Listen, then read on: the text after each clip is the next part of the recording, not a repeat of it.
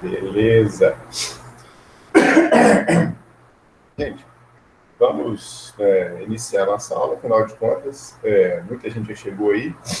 Daqui a pouco, né, são 8 horas agora, umas 9 horas, eu vou disponibilizar a nossa lista de presença para vocês já começarem a fazer o preenchimento das presenças de vocês. Né?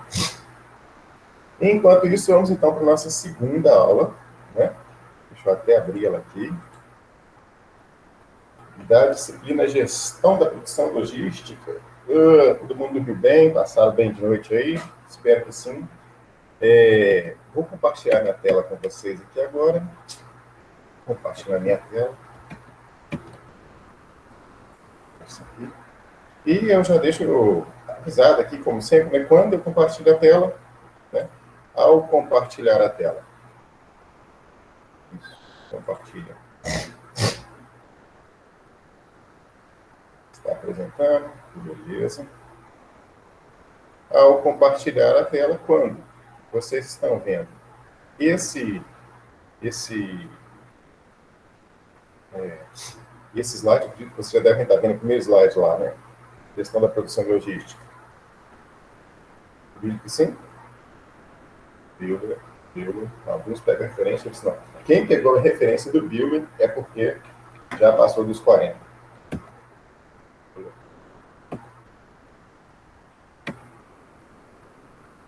Vocês devem estar vendo essa tela aqui. A tela que mostra o slide. Gestão da produção logística. Aí o que eu quero falar para vocês é o seguinte. Esse meu microfone está aberto, meu, né? Certinho aqui. Microfone, vídeo tudo aberto, está tudo aberto. Sala com bastante coleguinhas, vou botar o despertador aqui para me lembrar da lista de frequência para vocês. Aqui. A lista de frequência.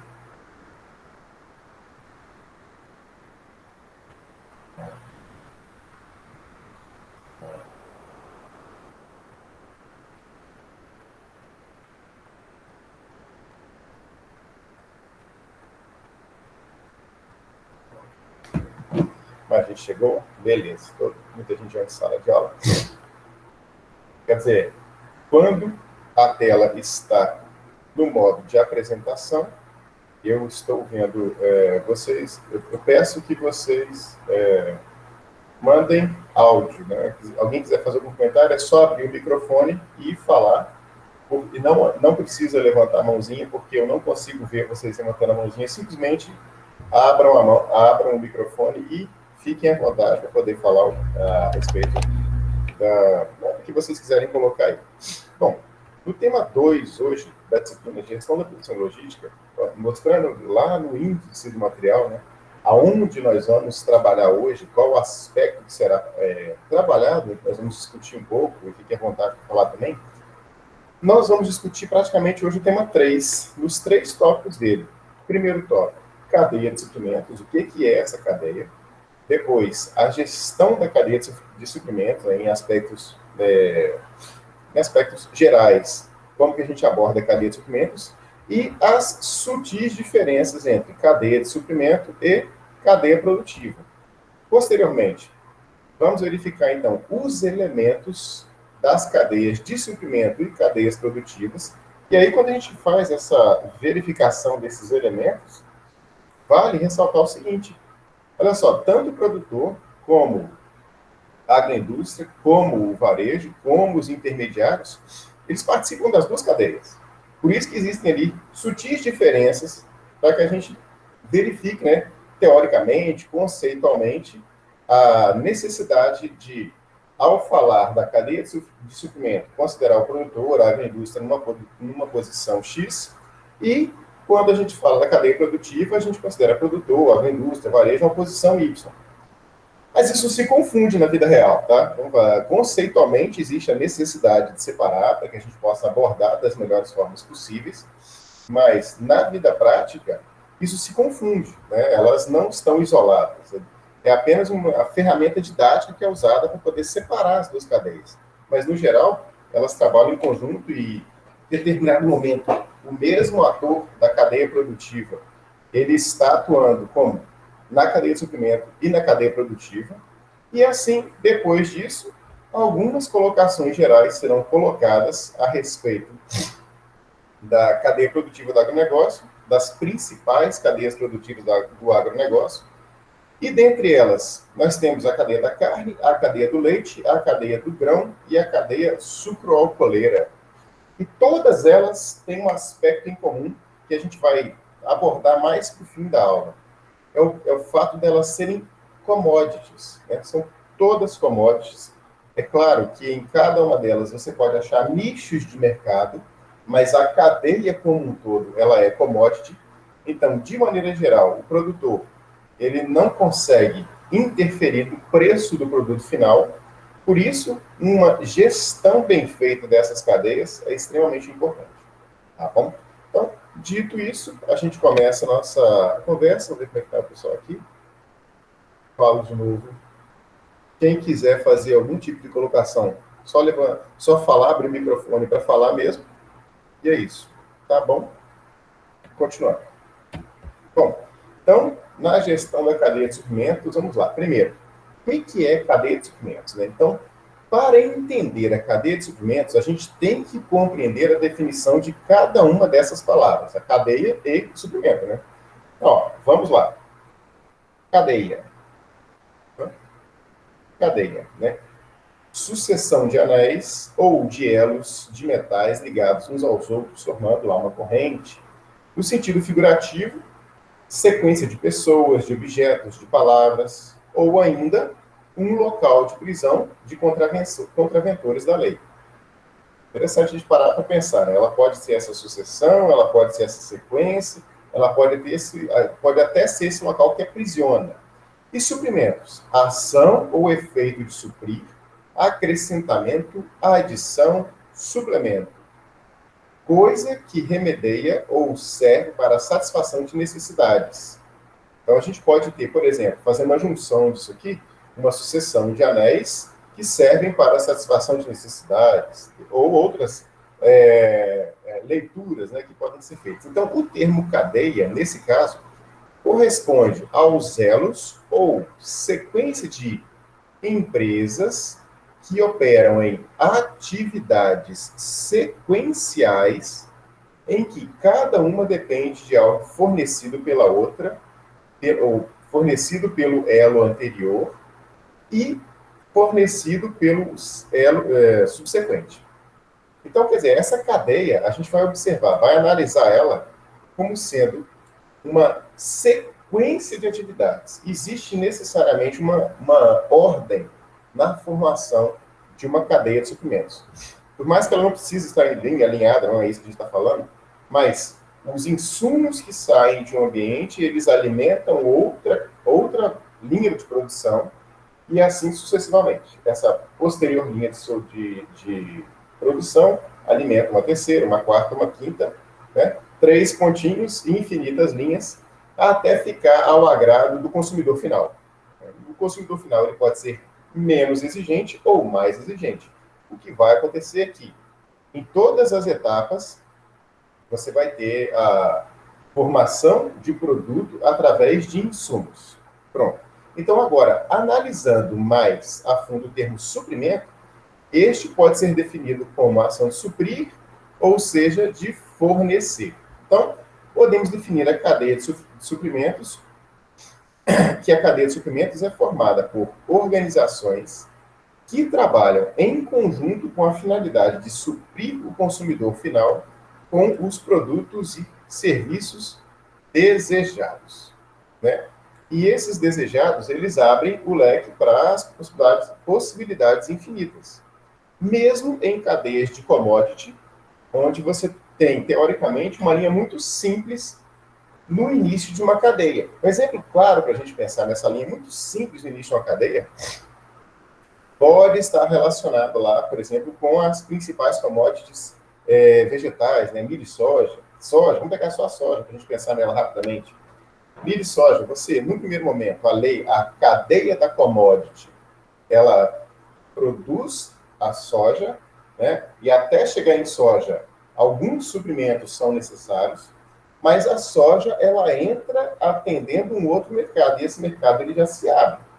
O mercado da soja, apesar dele ser muito, até chegar em soja, é uma cadeia muito simples. Da soja para frente, ela se abre. Se abre para ração, se abre para alimentação humana, se abre para produtos mais refinados, e assim vai. Tá? Então, a gente vê essa observação. E assim, observe o seguinte. Observe o fluxo básico de uma cadeia de suprimentos qualquer. Os suprimentos, né, partem de fornecedores que fabricantes irão modificar, irão transformar. Né? Esses transformadores, eles não conseguem atingir toda a cadeia. Na verdade, nenhum elo consegue atingir toda a cadeia. Por isso, via de regra, há sempre a necessidade dos traders que a gente vai colocar aqui agora, né, que são os atravessadores, os varejistas, os atacadistas, aqueles que irão pegar grandes quantidades de produto, fragmentar em pequenas quantidades, e esses que fragmentarem em pequenas quantidades vão distribuir para o consumidor final. Então, a gente tem fornecedores, fabricantes, atacadistas, varejistas, consumidor final. Esse é um pensamento que a gente tem que ter. A gente tem que ter volume, né, sendo produzido para que você possa atuar de uma série de formas, reduzindo custos, padronizando, adquirindo máquinas, melhorando linha de montagem. A partir daí, você entrega esses produtos em grande quantidade para empresas responsáveis pela distribuição, essas fragmentam para os varejistas, e os varejistas, esses, de maneira geral, conseguem acatar o consumidor final. Tá? Então, o papel do agronegócio, portanto, ele é fundamental nas cadeias de suprimentos, pois fornecem matérias-primas para a agroindústria transformar ou em outros produtos necessários aos consumidores e fornecem o alimento para as pessoas se manterem todos os dias. Logo, o agronegócio ele faz parte das cadeias produtivas? É claro, não é à toa que daqui a pouco a gente vai ver a importância do agronegócio para um país como o Brasil e mais, a importância de nós compreendermos o papel de grandes compradores, tá, no agronegócio brasileiro. A gente vai dar mais no fim da nossa conversa um exemplo da China como sendo um país grande comprador de soja, principalmente, e a importância da gente manter um bom relacionamento com os nossos principais clientes. Gestão da cadeia de suprimentos. Então, vamos lá. No primeiro, a gente falou aqui, ó, da cadeia de suprimentos, e agora vamos pensar, então, na gestão dessa cadeia de suprimentos.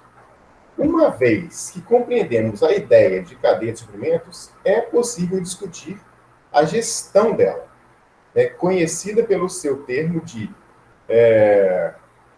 Supply Chain Management. Então, de acordo com esses autores, a gestão da cadeia de suprimentos envolve todas as atividades relacionadas com o fluxo, transformação de mercadorias, desde o estágio da matéria-prima extraída até o usuário final, bem como os respectivos fluxos de informação que são necessários acontecer dentro dessa cadeia. Então, pense no seguinte, ó, e aí vem uma informação, principalmente dentro do agronegócio, principalmente dentro de commodity, que é o geralzão, né, a principal cadeia, né, que move realmente a agricultura do Brasil. Pense no seguinte, a competição contemporânea nessas cadeias atuais, cadeia do carne, cadeia da carne, cadeia do leite, cadeia dos produtos vegetais, você já pensaram nisso? Ó? A competição contemporânea tem obrigado as empresas a gerirem suas cadeias de suprimentos devido à competição cada vez maior entre cadeias e não mais entre empresas. E aí, para a gente entender esse exemplo, pensa o seguinte. Hoje, você, por exemplo, produtor de aves de corte, o seu maior concorrente não é mais o seu vizinho, o produtor vizinho. O maior concorrente é a cadeia vizinha. Vamos entender? Vamos lá. Vamos pensar, né, a produção de aves e a produção de suínos, localizadas em um mesmo local. Dentro da cadeia produtora de aves, se existem muitos produtores de ave, a indústria que vai alimentar essa cadeia, ela vai conseguir, então, destinar maquinário, força de trabalho, mão de obra especializada, expertise, gestão de insumos para alimentar a cadeia das aves, né? Ou seja, um exemplo bem simples, produzir ração destinada às formulações que atendem à avicultura. Agora, se os produtores, aqueles que estão na fase de terminação, que estão produzindo o animal para o abate, não estiverem muito fortes, a indústria que alimenta essa cadeia, ela vai destinar o seu maquinário, sua expertise, sua força de trabalho, sua mão de obra, para produzir, por exemplo, ração que vai atender a indústria de suínos, que tem um formulado diferente, necessidades diferentes. Logo, a indústria de suínos é a que compete diretamente com a indústria de aves. E não mais eu, né, o produtor Bruno, competindo com o produtor Antônio, competindo com o produtor Marcelo. A gente simplesmente precisa fortalecer este elo da cadeia, que é apenas um dos elos. Qual? O elo do criador, para que esse elo estimule os outros elos antecessores, os outros elos relacionados aos suprimentos, para atender à demanda do produtor.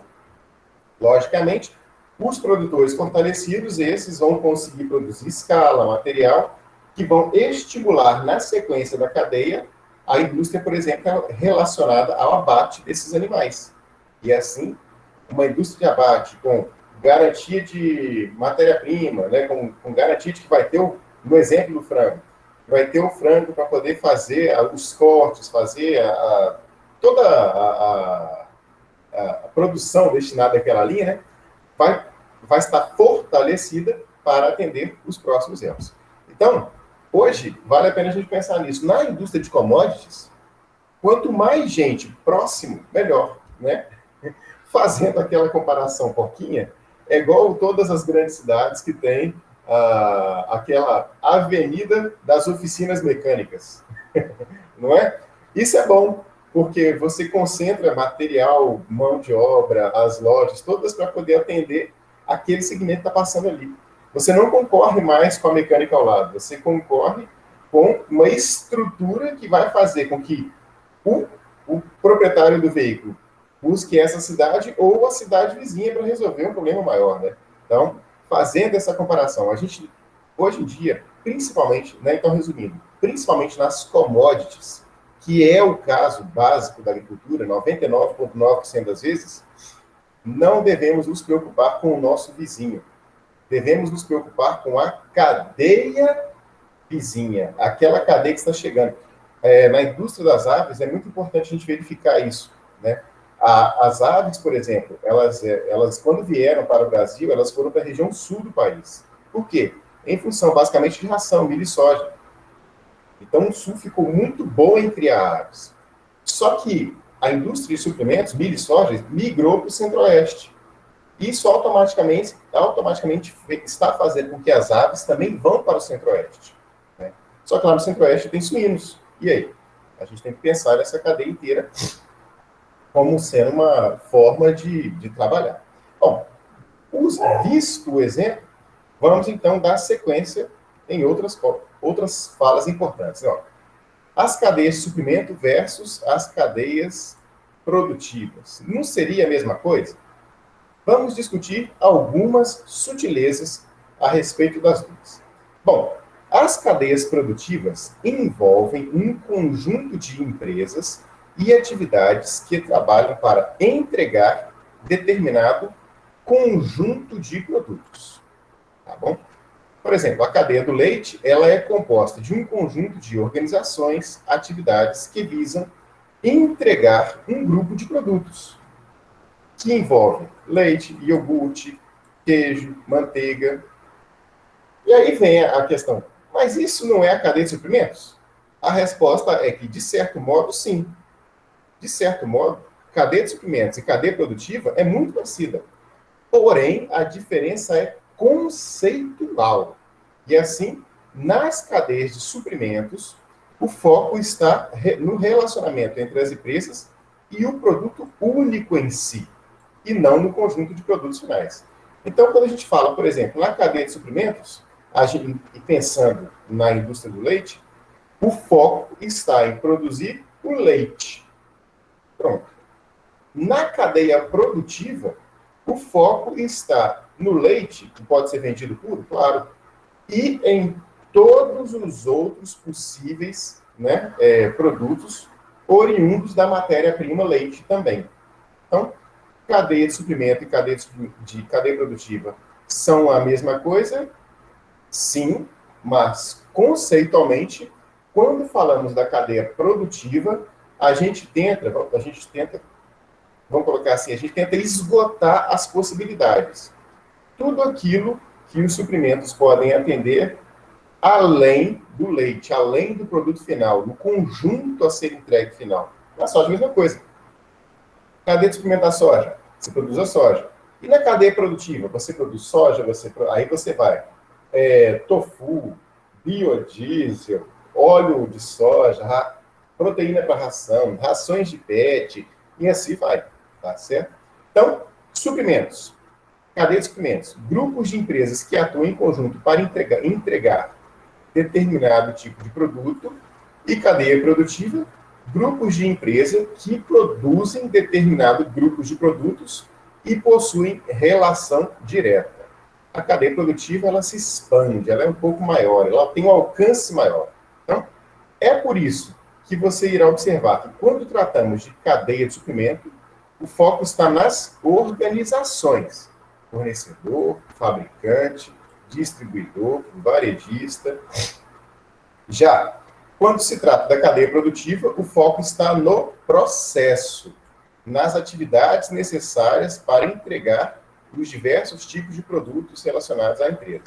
Então, em uma palavra, cadeia produtiva, organizações. Desculpa, cadeia de suprimento, organizações. Cadeia produtiva, processo. Tá? Processo. E assim fica essa questão conceitual para se entender. Então, ó, comparando o fluxograma, igual está na apostila, para que vocês tenham essa referência em mente. Bom, ó, compare o seguinte fluxo da cadeia de suprimentos para a cadeia produtiva, no caso do frango. Cadeia de suprimentos, a gente foca nas organizações, né? Então, vamos lá. Fornecedores, fabricantes, varejistas. Na cadeia produtiva, a gente já foca no processo, né?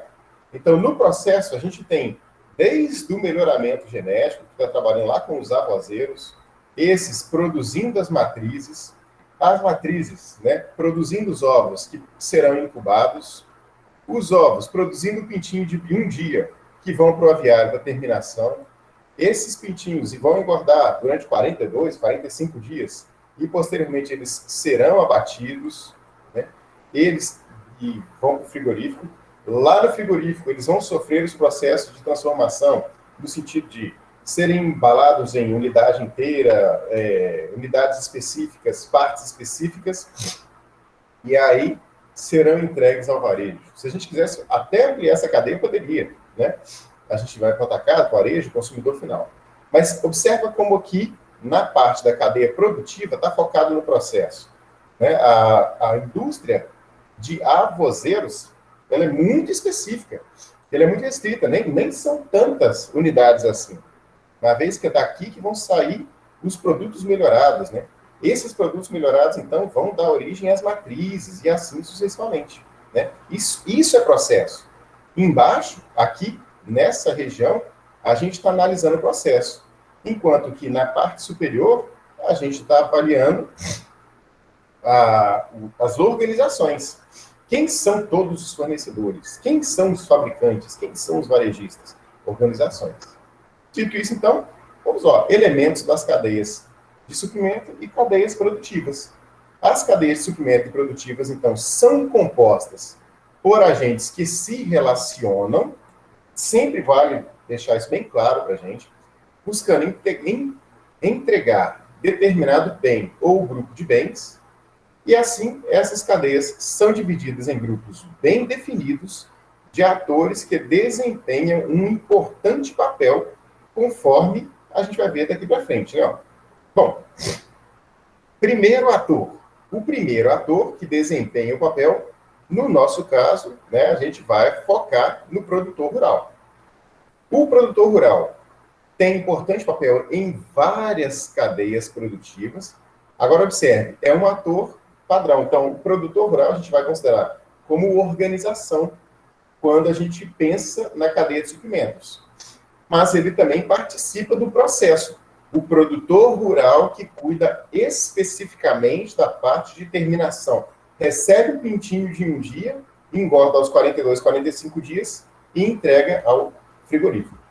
Tá vendo? A gente tem o produtor rural observado como organização e o produtor rural participando como um processo, participando do processo, né, dentro da cadeia produtiva. E assim, a gente tem ele no leite, na carne, no grãos, todos os produtos alimentícios que você imaginar, via de regra, em algum momento a cadeia produtiva vai passar por ele. Tá? Mas não é só nessas cadeias que o produtor rural atua, né? Por exemplo, um produtor de algodão fornece matéria-prima para a indústria de tecidos. E esse material pode ser usado para a fabricação de roupas, até estofados automotivos, né? Material de absorção, enfim.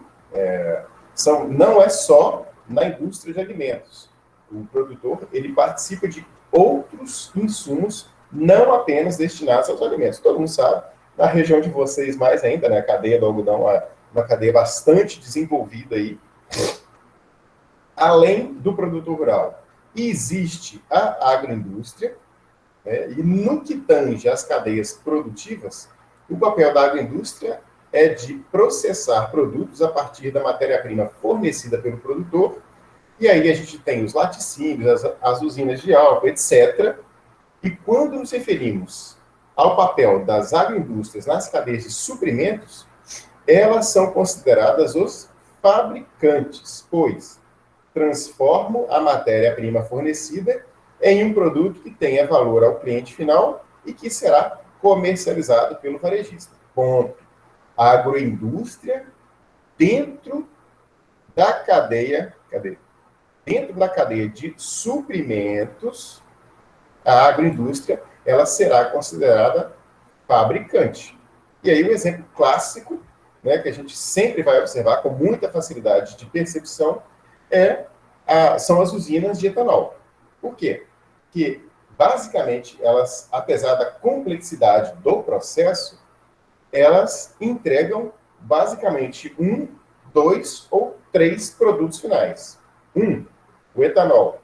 Um segundo produto final, açúcar. E um terceiro produto final, energia gerada a partir da queima do bagaço. Pronto. Basicamente, esses 3. Entrega outros subprodutos? Entrega. Algumas vão entregar leveduras que podem ser usadas na indústria de ração, etc. Mas, basicamente, quando a gente pensa em etanol, a gente pensa numa usina de cana, né? A gente pensa em alguma coisa que está entregando ou açúcar ou álcool. Basicamente, a gente pensa nisso. Muitos de nós nem lembramos da energia elétrica que também pode ser entregue. Para a gente entender, assim, que muito das agroindústrias, elas podem ter um papel muito pontual dentro do seu trabalho, dentro da sua produção. E, por fim, o varejo. E é no varejo que os consumidores finais têm acesso aos produtos fornecidos. Então, varejo, a gente pensa em consumidor final conseguindo acessar tudo aquilo que foi produzido. Então, no varejo, no supermercado, e exemplos de varejo, quem que seria varejo? Supermercado, mercearias, açougues, padarias, etc. Onde os consumidores terão acesso a diferentes produtos oriundos de diferentes cadeias produtivas. Tá bom? Agora, não podemos esquecer dos intermediários. E dentre os intermediários, nós temos lá a figura dos transportadores, a figura dos traders, a figura dos fornecedores de insumos. Traders é bom, né, que é uma palavra que está muito na moda hoje, mas dentro da agricultura o conceito ele é bastante simples, ele existiu, e a gente vai resgatar alguns conceitos, né, através de imagens, conceitos um pouco mais antigos, mais retrô, mais vintage, mas que são bastante interessantes a gente perceber que eles estão aí funcionando perfeitamente bem, e é isso. Bom, para os produtos chegarem à mesa do consumidor, fica claro, né? E existem importantes agentes, não tem ninguém melhor ou pior que ninguém, todos eles são importantes, que desempenham um papel fundamental nas cadeias produtivas e cadeia de suprimento, que são eles os intermediários. No passado, a gente dava para os traders um nome muito feio, de atravessadores, e eles carregavam essa pecha, né, essa alcunha não sendo muito bem vistos. Então, atualmente, foi feita uma correção, né, do conceito, do termo, para algo um pouco mais atual, para tirar um pouco o peso dessa função. Bom, então pensando, transportadores, muito simples a gente entender isso, né? São os responsáveis pela movimentação, desde a matéria-prima, entre os fornecedores, até os fabricantes, e dos fabricantes até os produtos dos consumidores, até os varejistas, e esses, né, dos varejistas para a frente, possivelmente não entra mais o caminhão fazendo transporte ali em função do volume, uma vez que varejo já busca trabalhar com pequenas quantidades.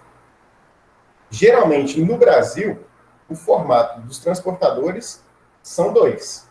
Ou eles são autônomos, que prestam serviços, ou empresas dedicadas à prestação de serviço. Tá bom? Então, transportador, a gente vai ver sempre essas duas possibilidades. Ou é o autônomo que aluga seu caminhão, que faz o frete, né? Ou empresas responsáveis pelo transporte. Gente, é muito comum a gente ver empresas responsáveis pelo transporte, por exemplo, em ambientes mais específicos. Um exemplo clássico para a gente pensar nisso. A indústria de transporte de veículos. Né? É um caminhão muito específico, né? O caminhão cegonha é um caminhão muito específico, e, via de regra, são grandes empresas possuidoras desses caminhões que já prestam um contrato de exclusividade com determinados grupos. Por exemplo, meu mestrado, eu morei em Genaúba e fiz meu mestrado numa indústria chamada SADA Bioenergia. E lá que eu fui descobrir que a SADA Bioenergia, a SADA, era naquele tempo, em 2010, era uma das maiores, não sei se hoje ainda está assim, era uma das maiores empresas de transporte de veículo do Brasil, e ela tinha contrato de exclusividade com a Fiat. Então, ela tinha mais de 2.000 caminhões cegões, e esses 2.000 caminhões, mais de 2.000 caminhões cegões, eram destinadas única e exclusivamente ao transporte de veículos da Fiat. Hoje eu não sei se é isso, estou só dando um exemplo para vocês. Né? Bom, outra questão também importante, os traders são as empresas responsáveis por negociar a produção nos mercados em grande volume. E aí a gente vê o comprador que compra produto na propriedade, é trader? É trader. Né? Aquele comprador que leva esse produto da fazenda, diferente produto, e leva para vender nos sacolões, nos ceasas, eles são considerados traders também? Sim, são considerados traders. Né? Todo mundo que busca produto na fazenda para entregar em uma outra condição vai ser considerado trader. E remunera por isso.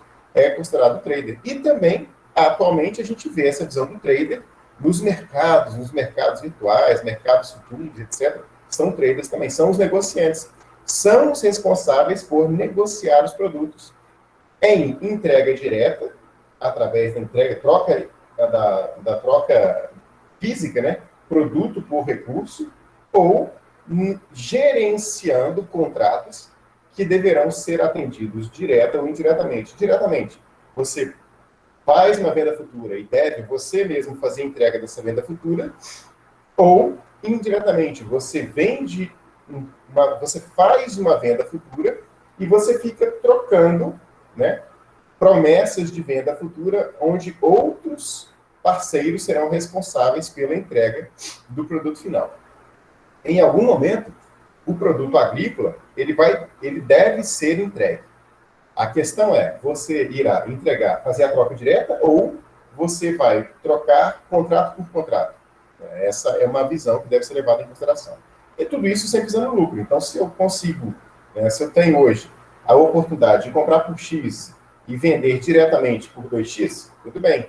Se eu estou comprando por X e vendendo indiretamente através de um outro contrato, trocando contrato por contrato, X por 2X, e esse segundo contrato eu vendo por 3X, tudo bem também. A grande diferença entre os contratos é que muitas vezes essa figura aqui, a figura do trader digital, aquele trader que vende contrato por contrato, ele pode encontrar lá na frente um preço que não remunere mais a condição da segunda troca. E a segurança de uma comercialização dentro da cadeia produtiva da agricultura é a entrega do produto final. Tá bom? Tendo isso em mente, façam o que vocês quiserem fazer e fiquem à vontade. Gente, e os atravessadores, antigamente os atravessadores eles eram muito mal vistos em função do produtor se sentir lesado pela figura do atravessador, uma vez que o produtor produzia e ganhava muito pouco, enquanto que o atravessador ganhava muito dinheiro. Muito dinheiro. E considerava-se que o trabalho do atravessador, ele era um trabalho relativamente simples. Você tira daqui, entrega ali. E por que tanto dinheiro assim? E assim, essa figura do atravessador, ela foi sendo repensada, foi sendo revista e conceitualmente busca-se retirar este nome e coloca, então, a figura do negociador dentro do processo. Né? E eu também tenho outro exemplo de trabalho, onde eu mesmo consegui a oportunidade de emprego numa fazenda de pêssego no Espírito Santo, e lá a fazenda cresceu, até chegar no ponto onde ela destinou um dos membros da família para fazer a comercialização direto no Ceasa. E a conversa foi muito simples entre este membro da família e o atravessador que já ficava no Ceasa, o trader do Ceasa. Bom, eu vou para o Ceasa, logo eu vou tirar os produtos da sua mão e eu mesmo fazer a entrega. Aumentou a margem da família, etc. Mas tem uma consequência direta. Aquele irmão que trabalhava na fazenda não tinha mais tempo de atender a fazenda. Ele simplesmente atendia a negociação. Então, essa figura da negociação é extremamente importante e merece dedicação. Merece dedicação exclusiva. Então, pense nisso.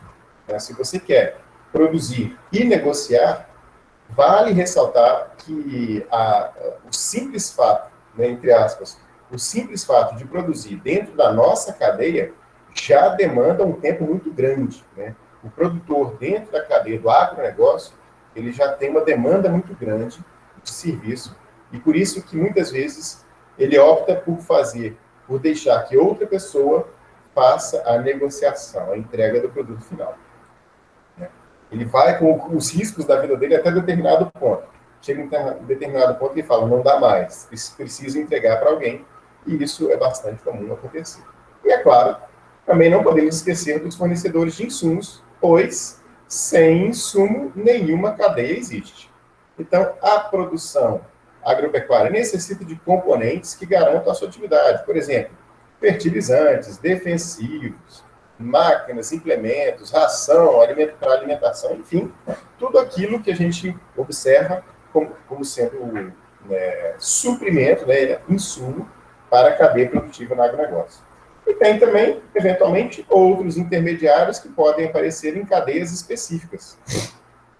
Por exemplo, a cadeia produtora de grãos, ela conta com um intermediário que seria um cerealista, que também serve com apoio logístico ao produtor, como armazenamento. Muitas vezes esse armazenamento, pessoal, não está nem no processo da negociação ainda. O produtor ele aluga um espaço para servir de armazenamento. O produtor não quer destinar recurso próprio para construir uma unidade de armazenamento, então ele aluga um espaço desse. Aí já aconteceu a negociação? Não necessariamente, porque o produtor pode simplesmente estar alugando o armazém para que, num segundo momento, ele faça a negociação com um trader qualquer. Entenderam? Então, são outros intermediários que participam do processo, auxiliando, então, na movimentação desses recursos. Bom, e assim, rapidamente, também iremos abordar algumas das principais cadeias, né, alguma das principais cadeias do agronegócio. É claro que o objetivo não é esgotar nenhuma dessas cadeias, é simplesmente apresentá-las a vocês de uma forma que aquele que for encontrando maior afinidade com essa ou aquela cadeia pode buscar, né, a sua empregabilidade dentro dessas cadeias. E, enfim, elas existem, estão aí, e depois a gente ainda vai dessecar, abrir um pouco mais essas cadeias ao longo da nossa conversa aqui. Né? Bom, dividimos em cadeia da carne, depois cadeia do leite, cadeias vegetais. Então, cadeia da carne. Cadeia da carne, ela pode ser dividida basicamente em 3 tipos principais.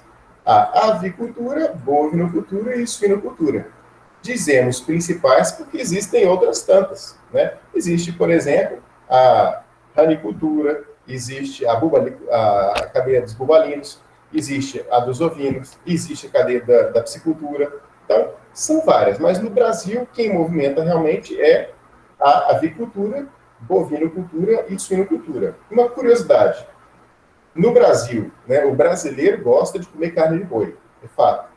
Mas a cadeia que mais gira no Brasil é a cadeia das aves. E no mundo, qual é a cadeia que mais movimenta? É a dos suínos. Tá? Por quê? Porque a China gosta de carne de porco. Basicamente, a Ásia gosta de carne de porco. E em função da população ser imensa naquela região, é a cadeia que mais movimenta no mundo, é a cadeia dos suínos. Dito isso, algumas observações mais para frente a gente vai fazer relacionada a padrão mundo, que talvez seja interessante a gente pensar, né? E assim, a avicultura, vale ressaltar que a gente vai comentar um pouquinho da avicultura de corte, mas não devemos esquecer que a avicultura tem também a avicultura de produção de ovos, que são 2 cadeias dentro da avicultura. São 2 segmentos diferentes da avicultura e cada um com as suas particularidades, tá bom? Então, a avicultura de corte consiste na produção de aves com finalidade de fornecer o frango inteiro ou cortes para o consumidor final, e faz parte também dessa avicultura a produção de ovos por meio de galinhas poedeiras, mas em um outro contexto.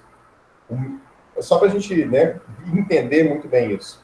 Aquele produtor que tem um galpão de produção de ovos, neste mesmo galpão, ele não atende à produção de carne, à produção de carcaça. Ele não consegue atender. São unidades produtivas diferentes.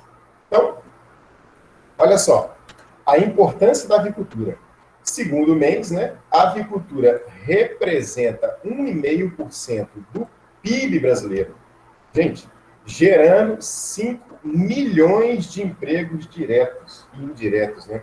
Desde a pessoa que está lá na unidade produtiva, na fazenda, aquele cara que está na indústria produzindo a ração destinada a esse produtor, ao funcionário que está no frigorífico fazendo, preparando os cortes, aos negociadores que estão fazendo essa movimentação, aos transportadores, enfim, toda essa cadeia gera para a avicultura algo em torno de 5 milhões de empregos diretos e indiretos, movimentando 1,5% do PIB brasileiro, representando aproximadamente 8,5 bilhões de dólares em exportação para o Brasil, sendo que o Brasil é o maior exportador mundial, com aproximadamente 3,9 milhões de toneladas, vendendo praticamente no mundo inteiro. Tá bom? Brasil, só o Brasil representa 40% da produção mundial de carne de frango. É muita coisa, vale a pena pensar nesse mercado, né, como uma possibilidade, e assim fazer com que essa cadeia, né, essa cadeia lá da carne, né, na avicultura, ela seja extremamente importante. E aí, o consumo de frango per capita por pessoa no Brasil é alto, aproximadamente 42 quilos por pessoa ano. Faz uma divisãozinha, só para vocês terem ideia que legal, que fica aí, só 42 dividido por 365, dá para praticamente 115 gramas de carne de frango por dia, né?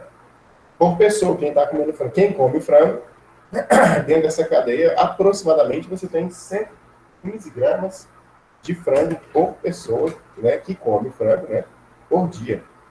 Então, A carne de frango, ela também ela é a mais presente na mesa dos brasileiros porque tem menor preço. Ela é considerada a proteína mais democrática do Brasil, porque é, via de regra, a proteína mais barata. Por isso que ela é a mais democrática. E quando a gente pensa na cadeia do frango, ela pode ser dividida da seguinte forma.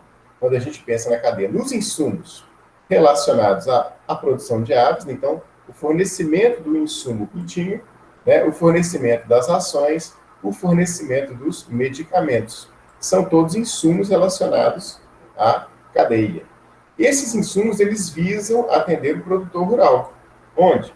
No produtor rural, a gente tem a produção relacionada à engorda, né, então os galpões, e o envio para frigorífico. Essa produção, então, vai passar por processamento.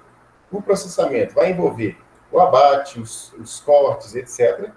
Esses serão distribuídos, né? Nós vamos observar aqui na cadeia a distribuição, com transporte e comercialização para o varejo interno e também as unidades de exportação e, por fim, atendendo às demandas do varejo, basicamente em dois produtos principais, que seriam o frango inteiro e frango em corte, e os cortes de frango, além dos produtos, vamos colocar aqui entre aspas, secundários, que são os embutidos, etc.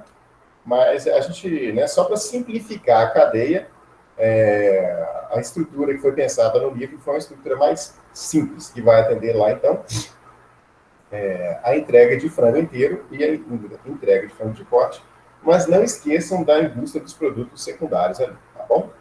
Bom, então, conhecendo um pouquinho mais sobre cada uma das etapas da cadeia do frango, temos lá os insumos.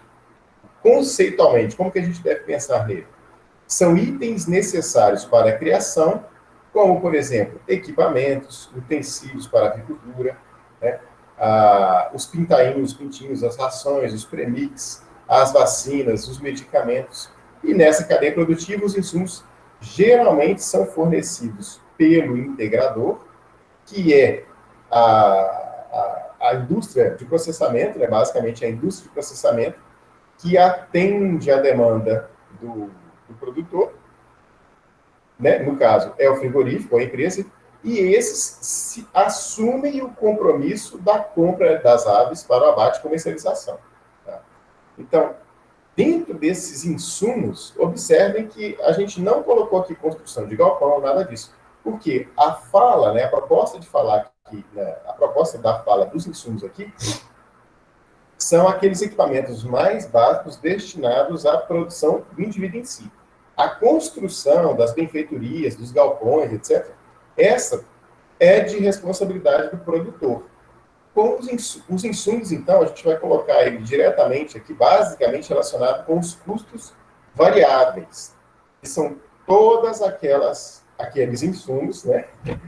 Por falta de palavra de repente, são todos aqueles insumos que passam pelo processo de consumo imediato. Eles se desgastam, eles são consumidos dentro da etapa de produção. Então, por exemplo, o pintinho, depois que você entregou o pintainho para o produtor rural, aquele pintinho vai virar um frango e ele não pode ser reutilizado na próxima etapa. Entenderam mais ou menos a etapa que é? A ração. A ração foi consumida e ela deve ser reposta, ela não pode ser reutilizada. Diferentemente do galpão, que foi feito para durar 10, 15, 20 anos. Né? Assim que a gente deve pensar, neste caso, os insumos. A produção de frangos. A produção de frangos, então, consiste na criação de aves para abate, o que leva aproximadamente os 45 dias. Cabe ao produtor garantir a engorda destes animais, né? Recebendo pelo ciclo de produção um valor fixo por ave, e os frangos enviados para o frigorífico em caminhões específicos, e os custos do frete geralmente são pagos pelo frigorífico. Então, dentro dessa etapa de produção, o produtor produz o frango até a porteira. Da porteira para fora, basicamente, o integrador que vai fazer o manejo desses custos de pós-porteira. Processamento. Essa etapa de processamento, ela é feita na agroindústria e consiste no processo de abate, com produção de cortes para comercialização, de acordo com as características de mercado. Ponto. O processamento vai entender essa questão das características de mercado. No mercado de carne de boi, é bem interessante a gente ver que existem cortes, e aqui é só fazendo um parênteses, a gente vai chegar nele, né? Existem cortes específicos para determinados grupos, né? Existem, né, tipos de corte destinados a um público diferente em função do que o consumidor final quer. O abate das aves passa pela etapa de recepção das aves, pendura, insensibilização, sangria, escaldadura, depenagem, evisceração, cortes, empacotamento e refrigeramento. Observe que tem, olha como é que a palavra processo, né, ela fica bem entendida aqui. Existe uma linha lógica, apesar de se parecer muito elementar, existe uma necessidade de uma sequência lógica, né, do processamento. Recebe, pendura, insensibiliza, depois sangra, depois escalda, depois depena, posteriormente eviscera, faz os cortes, empacota e refrigera as carnes. No processo de distribuição, uma vez processados os cortes, a ave inteira e os miúdos são enviados para a distribuição em embalagens específicas. A distribuição na indústria das aves é feita ou pelo próprio frigorífico ou por distribuidores que levam esses itens aos mercados consumidores, e o varejo, que são os açougues, mercados e supermercados responsáveis pela comercialização final dos produtos. Tá, joia? Bom, rapidamente, né, en passant, foi feita a avicultura de corte, então vamos para a bovinocultura de corte. A bovinocultura de corte consiste na produção de gado de corte, no abate, na preparação e na comercialização da carne. Para entender a importância dessa cadeia para o Brasil, observe o volume de animais abatidos por região. Né? Vamos lá. Ó. Opa. Mato Grosso, aproximadamente 15% da produção nacional é abatida no Mato Grosso. Mato Grosso do Sul, 11%. Aí vamos observando aqui um decréscimo nessa produção. Gente, verifica isso aqui. Olha os números. 33.906.799 animais abatidos no ano de 2014. É muita coisa, gente, é muita coisa. A carne bovina, ela é a preferida pelos brasileiros. Entretanto, o seu preço faz com que ela não seja a mais consumida, né?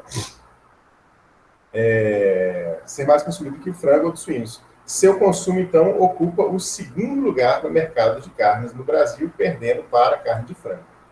De acordo com o Ministério da Agricultura, Pecuária e Abastecimento, o consumo de carne bovina cresce 2,1% ao ano, alcançando 8,5 milhões de toneladas em 2015, e o órgão estima ainda que os 3 milhões de toneladas exportadas atualmente deverão crescer em torno de 37% até 2025.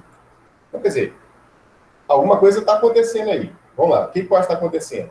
Ou o custo de produção dessa carne está reduzindo, né, favorecendo a produção, o aumento de produção, essa estimativa de produção, ou o poder aquisitivo da população está aumentando. Fazendo uma leitura do que realmente, né, verificando o que pode estar realmente acontecendo, a gente verifica, então, que a cadeia produtiva ela pode realmente estar ficando mais eficiente, promovendo uma redução de custos. Uma vez, gente, que, lembrando, carne bovina é commodity. E aí vamos abrir um parênteses. Nós não estamos falando da carne marmorizada do boi vadio, não. A gente está falando da carne bovina comum. É essa que atende à linha de produção na sua grande maioria. Ah, mas o boi vadio que possui a picanha de R$ 400 lá, não pertence à cadeia? Pertence. Pertence a um nicho específico dentro da cadeia, tá bom? Não é qualquer um que está aí gastando 400, 500 reais para comprar um quilo de picanha. Tá? Nada contra, eu quero entrar nesse seleto grupo em breve, mas isso é nicho de mercado. Isso não faz parte dos grossos elos da cadeia que movimentam esse mercado. Bom, o Brasil, ele possui o maior rebanho bovino do mundo, perdendo apenas para a Índia. E aí, vale ressaltar que o foco da Índia também não está imediatamente ligado ao consumo, uma vez que a vaca, para a Índia, ela tem um significado diferente do que ela tem para nós brasileiros. E assim, vamos entender, então, a cadeia produtiva do bovino de corte no Brasil. Bom, ela é bastante similar à cadeia do frango, por isso a gente passa rapidamente por ela, né? Insumos, produção rural, processamento, distribuição e varejo está relacionado aos insumos, ração, medicamento, etc. Produção, engorda, envio para frigorífico. No processamento, vai na mesma sequência, abate, processamento, cortes, que serão distribuídos tanto para o mercado interno como para o mercado externo. E no varejo, a gente vai observar lá a presença da carne in natura, né, nos açougues, das carnes embaladas a vácuo, dos derivados. Então, é muito parecido à indústria de processamento de carne, de proteína. Ela é muito similar, por isso a gente dá uma passada um pouco mais rápido nisso e vamos pensar na próxima cadeia produtiva, que é a cadeia produtiva da suinocultura. Globalmente, entre as cadeias da carne, as cadeias da carne suína é a mais relevante quando a gente pensa em mundo, tá bom? E a que mais se destina à produção de industrializados. É a cadeia que melhor trabalha a produção de industrializados, né? A produção de produtos processados. De acordo com os dados do Departamento de Agricultura dos Estados Unidos, a FAO, a produção mundial de carne suína foi de 110 milhões de toneladas. Bom, a suinocultura brasileira compete mundialmente com as cadeias da suinocultura chinesa, onde a China produz 51% do suíno consumido no mundo, a Europa 20%, os Estados Unidos 9,3% e o Brasil representa 3% desse mercado. Tá bom? O Brasil, então, ele vai ser o quarto maior produtor e exportador de suíno no mundo. Olha o potencial de crescimento da carne suína no Brasil. Não é à toa que ano passado, ano retrasado, quando deu aquela crise, né, aquela febre suína que matou milhões de animais lá na China, a carne suína deu aquele boom no sentido da sua cadeia ter uma valorização de aproximadamente 25%.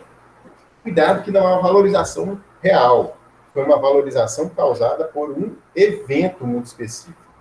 E assim a gente tem que tomar muito cuidado nos investimentos quando esses eventos específicos acontecem. Nessa cadeia, existe o Taylor, acho que ele já falava que existe uma mão invisível que equilibra esse mercado, né? A China, observando esses números, e quando a gente verifica uma próxima cadeia que virá lá na frente, a cadeia da soja, e lembrando que a China produz o suíno, o que vai ser mais barato para a China? Comprar o suíno processado ou a soja, uma vez que a soja entra em momentos anteriores da cadeia produtiva. E para o Brasil, o que vai ser melhor fazer? Vender soja ou vender o suíno? Existe um jogo de interesses e cada um atende da melhor forma possível. Essa discussão, na década de 90, falava-se do ferro, né? O Brasil vendendo a matéria-prima do ferro, né? O minério de ferro, para ser processado em aço em outros países, e esse material retornava processado para o Brasil, e o Brasil perdia, uma vez que ele comprava produto processado muito mais caro. Na cadeia da agricultura, que apesar dela ser um pouco mais simples, né, ela não chega em níveis tecnológicos tão avançados assim, né, o raciocínio é muito similar. Os grandes produtores de proteína, eles vão preferir comprar matéria-prima E por isso que a gente tem que pensar muito nesse mercado aqui, ó, como sendo um bom mercado consumidor para soja. E o Brasil deve respeitar demais a China como um grande comprador de soja, tá? Um grande comprador de soja, tá certo? Claro, a União Europeia também, os Estados Unidos também, mas a União Europeia ela já vai preferir fazer negócios entre Estados Unidos. Existe um jogo de interesses ali também, onde vale a pena o Brasil avaliar imensamente a China como sendo um comprador da sua soja. Bom, a cadeia produtiva da carne suína, a gente tem lá nos insumos os animais, as rações, os medicamentos e máquinas, na produção, criação e manejo, transporte, podendo ser integrado ou independente. No processamento, a gente avalia basicamente duas etapas, né? O processamento, a primeira transformação do abate, da carne natura dos embutidos, e no processamento, a transformação da ração, de cortes, alimentos pré-prontos, exportação e distribuição. Existe uma tendência muito forte de fazer o processamento de alimentos pré-prontos. Bruno, dá um exemplo de alimento pré-pronto à base de suíno. Bacon, né? É um mercado altamente tecnificado, altamente específico e que movimenta muitos recursos na indústria do suíno, né? A produção do bacon, ela é extremamente importante.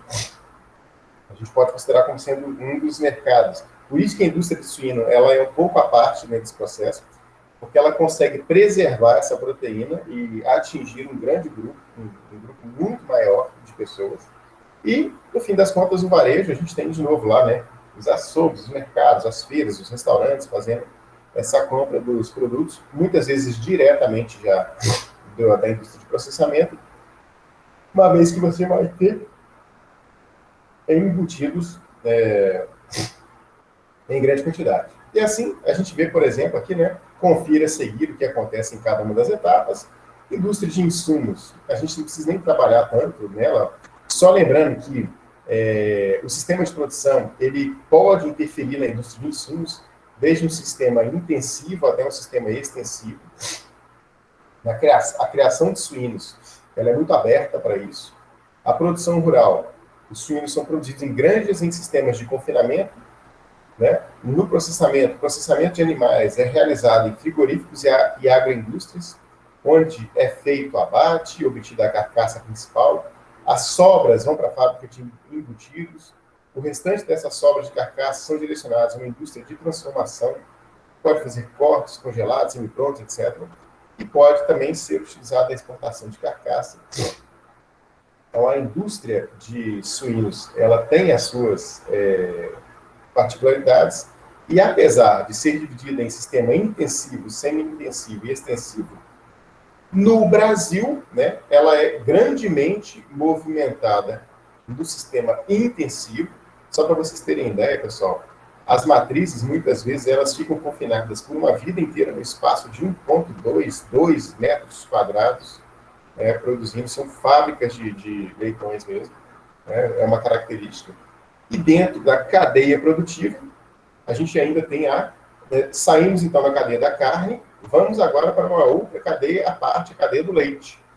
A cadeia do leite, ela é uma importante cadeia produtiva, também conhecida como a bovinocultura de leite, e a produção prevista para 2015, são dados que a gente usou do material nosso, é de 37,2 bilhões de litros de leite no ano 2015. Também vai respeitar lá produtor, agroindústria, mercado e consumidor.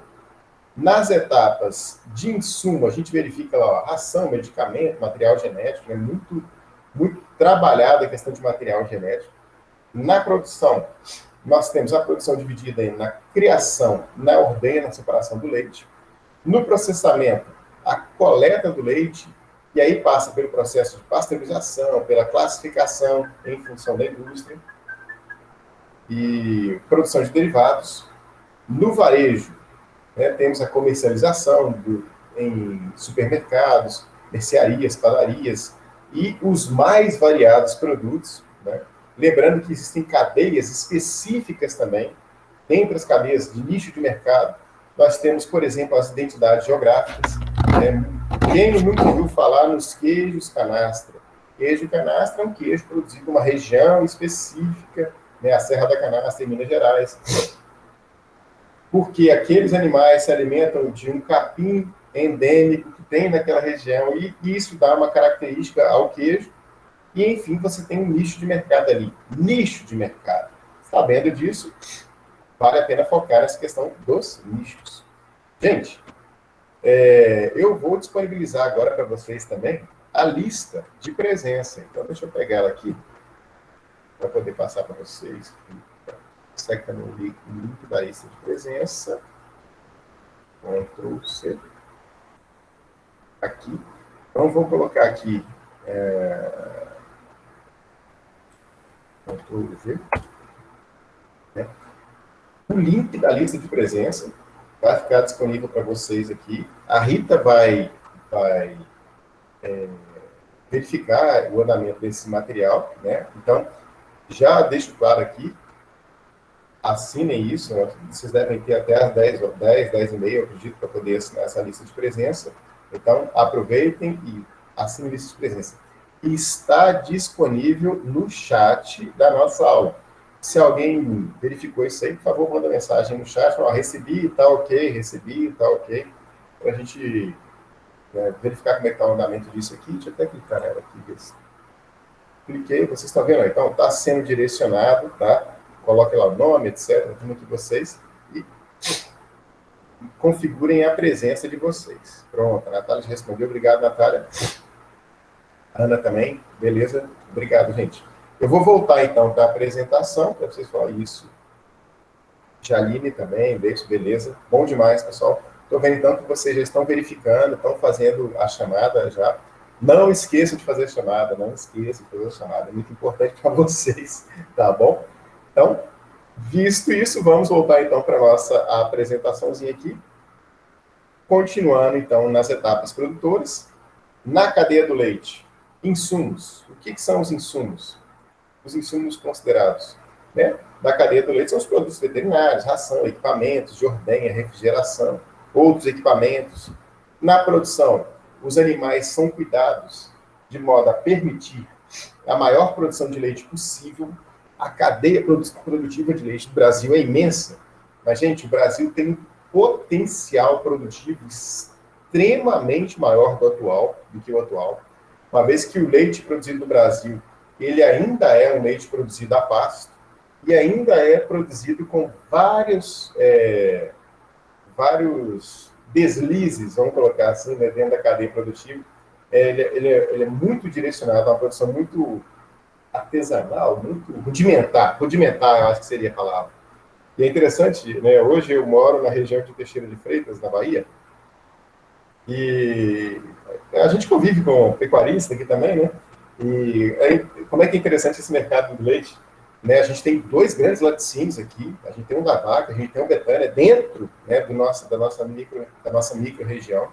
Dois grandes laticínios que consomem uma quantidade absurda de leite produzido na região. Então, a gente tem a concorrência. E algumas pessoas relacionadas ao mercado bovino aqui da região, lembrando também que na nossa região a gente tem um grande frigorífico e a gente tem um grande plantel bovino de corte também.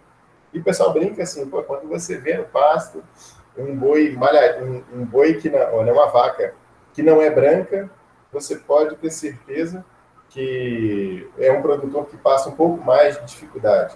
Fazendo uma menção ao Nelore e o Tabapuã, que são muito comuns aqui na região, que são animais de coloração branca, e a brincadeira entre eles é quem produz leite aqui não ganha tanto dinheiro quanto quem produz corte aqui na região. Vale pensar a respeito disso. Na minha região, lá em Minas, também, eu sou de origem mineira, e lá na minha região é muito comum também essa brincadeira com relação ao gado de corte, gado de leite, mas lá tem muito pouco corte, porque é a região mais montanhosa. E assim, fica a dica, né?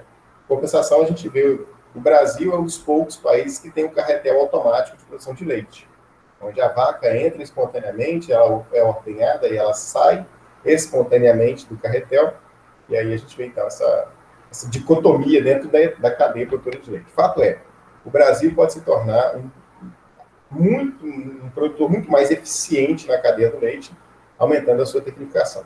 Não é à toa que o Senar ele trabalha fortemente na sua assistência técnica e gerencial a gestão de fazendas destinadas à produção de leite.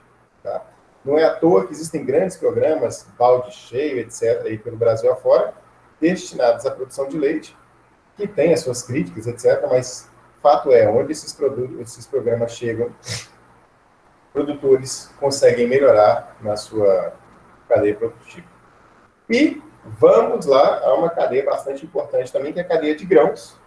O Brasil produz diversos grãos, como milho, soja, feijão, arroz, café, entre outros. Os grãos têm particularidades em seus processamentos de acordo com o tipo de plantio e cuidados da produção, né?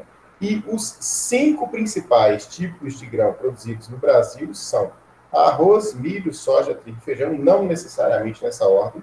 A gente vai ver a ordem daqui a pouco, tá bom? E estima-se que a produção da safra 15/16 foi de 223 milhões de toneladas de grão. Gente, é uma quantidade absurda. Vamos pensar assim, 223 milhões de toneladas.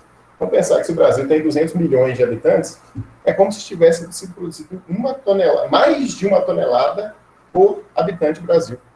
Tá? É um absurdo, é uma quantidade muito grande. Claro que a gente não consome isso tudo, e é óbvio que isso foi destinado, em grande parte, para o mercado exportador. Né? E aí a gente verifica aqui, ó, para ilustrar um pouco, né, a produção de milho.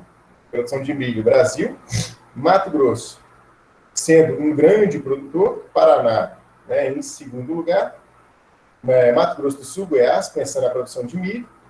A cadeia, ela tem as suas particularidades, né? Soja, Mato Grosso e Paraná, grandes produtores de soja. Observa a safra de 2014 e 15, com 95 mil milhões de toneladas, né? Rio Grande do Sul em terceiro, Goiás.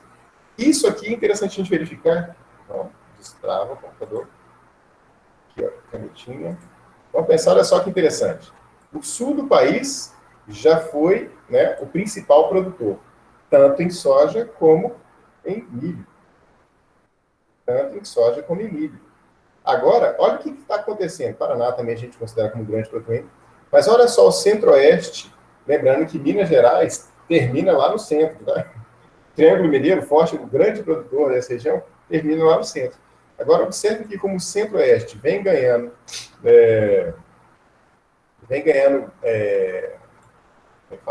evidência dentro do processo, e isso tudo fez, né, com que a soja e milho migrando para o centro-oeste, a indústria da proteína também migrou, né? A indústria das aves também está se direcionando fortemente para aquela região. E assim, dentro da cadeia do milho e soja, ela é basicamente tratada em conjunto porque ela compartilha vários equipamentos. Isso é muito importante. Se uma cadeia ela consegue compartilhar vários equipamentos, lá nos insumos a gente consegue ver, né, que, por exemplo, a diferença, semente é óbvio, com certeza, defensivos, muitos desses defensivos são registrados para duas culturas, né? Muitos equipamentos são destinados às duas culturas, né? Fertilizante, muitas vezes a concentração de fertilizante muda, mas, de maneira geral, as unidades de armazenamento e as unidades de transporte são as mesmas para milho e soja. Sim. E aí a gente vê algumas particularidades, né? No processamento, a gente, na soja, tem uma necessidade de esmagamento para poder separar a proteína do óleo, mas a produção de ração, tanto o milho como a soja, eles entram na mesma unidade produtiva, pensando em produção de ração. A gente tem uma particularidade na soja, no processamento, quando a gente pensa lá na produção de biocombustível. Lembrando que milho também pode ser usado para biocombustível, não é comum no Brasil, mas nos Estados Unidos é bastante comum a produção de etanol de milho, né, o álcool de milho. Né. Na distribuição, ocorre lá transporte, comercialização, varejo, exportação, pensando desde a proteína bruta ao grão, pensando no grão e pensando também na comercialização de produtos derivados. A gente pode ter tudo isso sendo produzido através de milho e soja. Mas fato é, a cadeia produtiva do milho e da soja, ela é muito similar, muito parecida mesmo com vários atores dessa cadeia atuando tanto em uma como em outra. Então, a gente passa pela produção e existe aí um calendário que é bastante interessante a gente pensar, tanto para o milho como para a soja, que é um calendário que ele busca se complementar, e uma questão bastante interessante ainda relacionada ao milho e soja, aí já é um aspecto agronômico que a gente deve colocar o seguinte: enquanto que o milho, né, ele é uma monocotiledônia, a soja é uma dicotiledônia, né? E isso é extremamente, botanicamente falando, milho é monocotiledônia, soja dicotiledônia, e isso faz toda a diferença na vida dessas duas culturas, uma vez que tanto o milho quanto a soja, eles conseguem atuar, né, participar da produção, do campo de produção, pensando lá na fazenda, e eles podem ser utilizados na rotação de cultura do outro, fazendo toda a parte agronômica necessária, né? Por exemplo, o milho produzindo material vegetal, aumentando matéria orgânica, servindo para a redução de núcleo inicial de pragas e doenças, enquanto que a soja também pode auxiliar na produção do milho, uma vez que a soja auxilia na fixação biológica de nitrogênio, então deixa um resíduo de fertilizante no campo que o milho vai fazer uso, reduz a pressão de pragas e doenças do milho. Então é bastante importante você pensar nisso. Quando a gente trabalha em grandes áreas, isso na cadeia produtora de grãos é extremamente importante. Quando a gente trabalha em grandes áreas, existe a necessidade real de fazer rotação de cultura e vazio sanitário, para você reduzir a pressão de praga e doença. Quem trabalha com soja aí sabe como é que é a pressão da ferrugem asiática na soja e entende a necessidade real de fazer rotação de cultura. E dentro desse aspecto, a rotação de cultura é extremamente importante, né? E o milho e a soja são duas culturas que foram feitas para trabalhar juntos. Vamos pensar assim, né? Papai do céu, quando pensou em fazer cultura para poder, né, botar um produtor rural no campo e ele ter uma opção de manejo, né, em grandes culturas, né, em grandes áreas, ele falou: milho e soja, tá aí, uma combinação que vai dar certo. Vou mandar isso para a turma lá de baixo trabalhar. Bom, outra cadeia extremamente importante, a cadeia sucroalcooleira, né? É um setor muito importante para a economia brasileira, é a sucroalcooleira, né, a sucroenergética. Hoje, né, não são dados que estão aqui, não estão aqui. Aqui estão, sim, o número de usinas do Brasil. A gente vai chegar aqui daqui a pouco. É bastante importante a gente pensar. O Brasil hoje está com aproximadamente 350 usinas implantadas no Brasil. Há 10 anos atrás, esse número era em torno de 300 usinas, então está aumentando, a gente vai discutir um pouquinho isso. É um setor extremamente importante na economia brasileira, é o sucroalcooleiro. É composto pela produção de açúcar e etanol de cana-de-açúcar, e agora, vindo um pouco mais intensamente, a produção de energia elétrica por meio da queima do bagaço da cana, né? Assim, existem os insumos relacionados a ele, mas vamos conhecer um pouco mais dessa cadeia. É uma cadeia apaixonante, vale a pena trabalhar com ela, né? Dá para você falar um semestre inteiro disso aqui, é bem interessante. Então, ó, pensando na cadeia, nas outras também, vamos ser bem honestos, né? Mas como o meu doutorado foi na parte de cana-de-açúcar, a gente tem uma certa afinidade maior pela indústria sucroalcooleira, que vale a pena a gente passar horas discutindo. Então, de maneira geral, como é que funciona? A indústria de insumos atende a produção rural, como sempre, e a produção rural atende à indústria processadora. E aqui, um comentário interessante. A gente fala de produção rural, mas a gente fala pouco de produtores. Por que será? Vamos pensar nisso aqui, ó. Os produtores com contrato, produtores arrendatários e a produção das indústrias de cana-de-açúcar é um formato bastante interessante, porque quem produz para usina, normalmente fica, como é que a gente pode colocar? Diferentemente do produtor de soja, que também produz para atender um determinado mercado, um determinado processamento, A soja você tem algumas facilidades. Você pode armazenar, você pode vender posteriormente, fazer mercado futuro, você pode entregar em diferentes armazéns, você pode fazer uma venda para diferentes grupos, mas eu quero atender essa indústria de ração. Não quero mais, quero atender uma outra. Você pode produzir no oeste baiano e vender para o litoral da Bahia. Né? O produto, ele aceita esse transporte e armazenamento. Cana-de-açúcar não, pessoal. Cana-de-açúcar, existe um raio de ação dentro de um ótimo econômico. Né? Eu não sei se eu dei o exemplo para vocês aqui nessa turma, mas, por exemplo, eu moro na região de Teixeira de Freitas hoje e existe uma usina, Santa Maria, que fica entre Teixeira de Freitas e Medeiros Neto, e foi feito um estudo naquela usina onde o raio de ação que torna ela economicamente viável para produzir é de aproximadamente 33 quilômetros. Né? Essa usina ela vai trabalhar em áreas próprias e em áreas arrendadas até aproximadamente 33 quilômetros de distância, que é um momento ambiente economicamente viável, né? Essa distância de 33 quilômetros, para você buscar matéria-prima, cana-de-açúcar, e produzir o etanol dentro dessa unidade produtiva. E uma coisa é fato, o produtor que ele se propõe a plantar cana-de-açúcar, né, dentro do seu raio de ação, ele vira um parceiro único e exclusivo da unidade de moagem. Né? E se ele quiser sair dessa unidade de moagem, se ele quiser mudar de atividade, não é tão simples quanto parece. Né? Você fazer a colheita, você preparar o solo, como em outras atividades, como, por exemplo, na soja e milho é. Então, envolve uma opção bastante interessante e, por isso, normalmente, esses materiais, eles são feitos, né, essa relação comercial, ela é um contrato muito bem redigido, muito bem preparado para atender às necessidades tanto da usina como do produtor.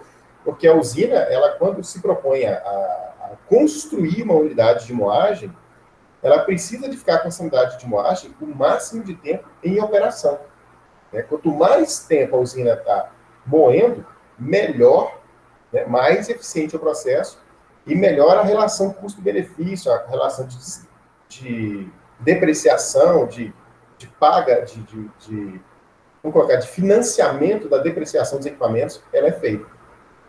E vale ressaltar que o Brasil, né, da produção do ano 2008 2009, aqui, os dados trazidos, 60% está na região de São Paulo, sudeste de São Paulo. Isso não é à toa, não. Basicamente, isso está relacionado com o mercado consumidor. Onde que estão os grandes produtores de etanol no Brasil? Onde tem veículo. E onde está concentrada a população brasileira, ainda é no Sudeste. Apesar de estar tendo uma movimentação de retorno para outras regiões, a população está extremamente concentrada no Sudeste e, por isso, o etanol, como é um produto de baixo valor agregado, etc., ele fica muito restrito na região do Sudeste. E, assim, grandes produtores estão lá, grandes consumidores estão lá. Quando a gente observa os produtores, a gente vê produtores contratados aproximadamente 60% lá, e também no estado de São Paulo é que estão concentradas a maioria das unidades de moagem, das usinas. Dentro do mercado de insumo, né, trabalha-se intensamente a produção de cultivares destinadas a atender o mercado da cana-de-açúcar. Né? E uma questão bastante importante que está sendo trabalhada hoje em dia na cana também é o fato de você trabalhar 1/3, né, do caldo da cana para a produção de etanol e açúcar, né? Então, aproximadamente 35% do consumo é consumo doméstico e 65% exportado. Isso a gente pensa no açúcar, tá bom? Isso pensando no açúcar, né? 65% do açúcar produzido é exportado, 65%. Sobre o mercado de etanol, 1/3 do bagaço, ele pode ser direcionado para desse mercado produzido. Boa parte dele pode ser direcionado para a produção de energia, mas com os estudos na hidrólise agora sendo mais intensificados, tanto o bagaço como a palha, eles já podem ser direcionados para a produção de etanol. E isso é bastante importante, Porque, da mesma forma que a usina ela consegue virar a chavinha, entre aspas, né, e destinar o caldo de cana para a produção de açúcar ou de etanol, daqui a pouco, daqui a alguns anos, em função da evolução dos estudos da cana-de-açúcar, você vai conseguir virar a chavinha e direcionar aquele bagaço residual, a palha residual, seja ela para a produção de etanol, através da hidrólise, ou para a produção de energia elétrica, através da queima. Vai ser assim, quem está pagando melhor. Né? Quem estiver pagando melhor vai ter uma melhor relação, vai ter mais do produto, né, do produto bagaço e palha sendo destinado para ele. E assim a gente vê, ó, hoje em dia, como é que é importante o mercado da cana-de-açúcar para o Brasil. Olha, 35% do açúcar produzido é consumido internamente, 65% é exportado, 80% do etanol produzido é consumido internamente e 20% exportado. O etanol representa 3,7% da matriz energética nacional e do bagaço, 10,8% da matriz nacional de energia é oriunda do bagaço de cana. A gente pensa na economia que o Brasil faz de energia, uma vez que está usando um recurso renovável. Tá? Bom, finalizando essa parte da cadeia, vamos fazer uma discussão importante aqui agora, para a gente pensar um pouco, né, essa discussão eu queria fazer com vocês, para a gente pensar na cadeia produtiva. Bom, a importância, né, por que o agronegócio ele é tão importante para o Brasil? Olha, atualmente muito tem se falado na importância do agronegócio brasileiro. Você sabe por quê? Vamos lá. Eventos específicos e alguns números podem ajudar nessa resposta. Um bom exemplo é o aumento considerável das exportações brasileiras de grãos, especialmente a exportação da soja para a China. Vamos discutir um pouco esse cara aqui, para a gente ver a importância disso aqui. Outro fator importante do setor agrícola é o de garantir a estabilidade monetária. É outra importância da agricultura, né, do agronegócio para o Brasil. Essa estabilidade monetária do Brasil, garantida, né, pelo agronegócio, ajuda no controle, dentre outras coisas, de índice de inflação e estabilidade de câmbio. Tá? O Brasil tem, hoje em dia, a gente não pode usar tecnicamente, não é tão correto falar assim, mas a gente, para ilustrar, o Brasil tem um lastro no agronegócio. Né? O Brasil consegue trazer capital de fora do Brasil, por quê? Porque esse capital de fora do Brasil, ele está vinculado a produtos que o mundo precisa. E, basicamente, esses produtos que o mundo necessita do Brasil, eles estão no agronegócio. E aí vamos nessa aqui, ó. De acordo com o Centro de Estudos Avançados de Economia da USP, né, no ano de 2009, enquanto o saldo comercial dos demais setores que não do agronegócio ficou negativo no ano de 2019 em 36 bilhões, o superávit gerado pelo agronegócio, né, o saldo positivo do agronegócio, foi de 83 bilhões no ano. E aí, a gente observa essa questão aqui, olha. Né? Pensando na balança comercial, e só para a gente pensar, né, o que é balança comercial, pessoal? A balança comercial, ela é de pagamento, é a parte do balanço de pagamentos que registra a diferença entre exportação e importação das mercadorias de um país. Ela é calculada por meio da análise do valor total das exportações, subtraindo-se o valor o valor referente às importações de bens promovidos em determinado período. Então, quando a gente fala da balança comercial, da importância do agronegócio da balança comercial, basicamente o que a gente está falando é o seguinte: pega tudo que foi exportado, subtrai tudo o que foi importado e vê o saldo disso. Se for positivo, tá bom, se for negativo, tá ruim. E, basicamente, né, o Centro de Estudos Avançados de Economia da USP, ele fez essa divisão dos estudos do ano de 2018 e 2019 entre tudo aquilo que foi exportado e tudo aquilo que foi importado.